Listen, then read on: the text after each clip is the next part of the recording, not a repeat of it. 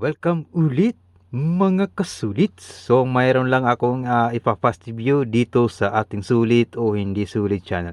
So kung makikita nyo guys, meron ako ditong mini AV to HDMI converter. So from AV, yan, from AV, so audio video, so audio at saka video output niya so to HDMI. So yan, HDMI. Tapos meron siya ditong need siya ng power. So need siya ng power para ma-convert niya yung AV signal to HDMI. So meron siyang supported dito na 720p at 1080p. Kasi kung meron kang mga ginamit dito na monitor na 720p lang gamit yung ang tawag nun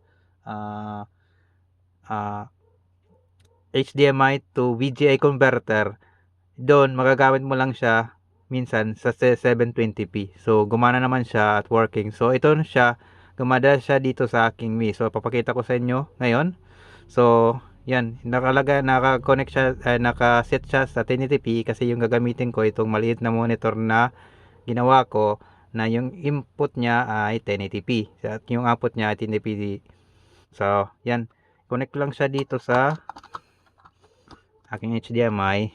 Siya na, naka one hand lang tayo. Connect ko lang siya dito. So yan, at connect natin ito.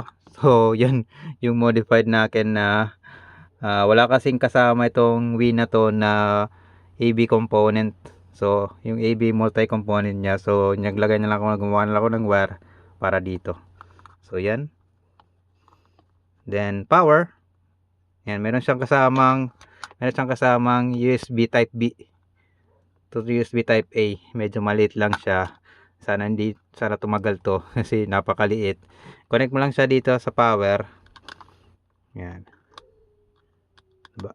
Yan, connect lang siya sa power at pwede mo gumamit ng power bank at kahit anong power source na 5 volts. So, kung yung Wii naman meron siyang USB dito. So, dito ko na lang ilalagay. So, ano ba? Yan. Yan, nakalagay na siya. Nakakabit na. Then, yan o, meron minsan lumalabas dito pero hindi pa naka-turn on yung Wii. So, turn on natin. So, yan, nakakabit na siya. Meron na siyang power, 1080p na yung setting niya. Turn on na lang natin yung Wii. So, yan.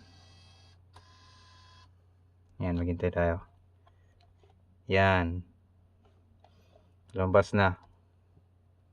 Yan o, gumagana. So, okay rin to kung meron kang mga component, PS2, Wii. Sa PS2 naman kasi meron naman siyang converter PS2 to HDMI. At saka yung Wii, meron din yun Wii to HDMI. Pero kung meron kang mga DVD player na luma, like tawag nito yung mga lumang components DVD player na yung output niya ay AV lang, pwede mong gamitin ito. Hindi ako nakabili yung tawag nun, yung VGA. Mas maganda sana yung VGA kung yung monitor mo VGA support lang ito. So, pero I think gumagana naman kasi siya kapag meron kang HDMI to VGA. Make sure lang yung monitor mo at least 720p output, kagana yan. So, yeah, meron naman siyang set dito. Dito gumagana kasi yung 720p dito sa aking monitor kasi kung i-set ko sa 720p, yan, black screen lang siya. Pero dito sa 1080p gagana yan. Yan, 720p. Yun, dito nga nakalagay PAL pero minsan nagse-set to ano yun? NSTF? Ano ba to? Nalimutan ko tuloy yung isang para sa US version at saka sa Japan version na hindi PAL. Yan. Pero okay naman. Working naman siya. Minsan lang nag-iiba lang yung kanyang output component. Tatanggalin ko nga to. So, no signal. Balik ko ulit. So, PAL pa rin. Minsan kasi NFC.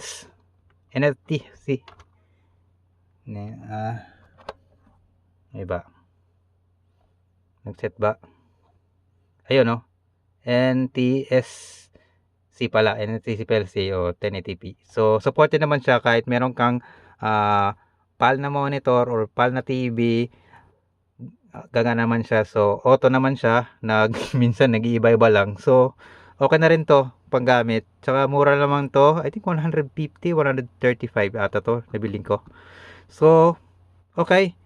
Working naman siya at wala tayong unboxing. Hindi ko lang na unboxing to kasi ginawa ko na lang itong fast review. So guys, thank you for watching. You can like, share, and subscribe to my channel para sa ating susunod na mga review and test video dito sa ating sulit o hindi sulit channel. Babu!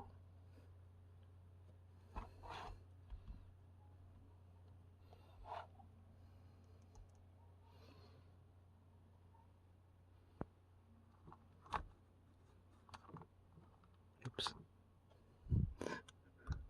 Natanggal.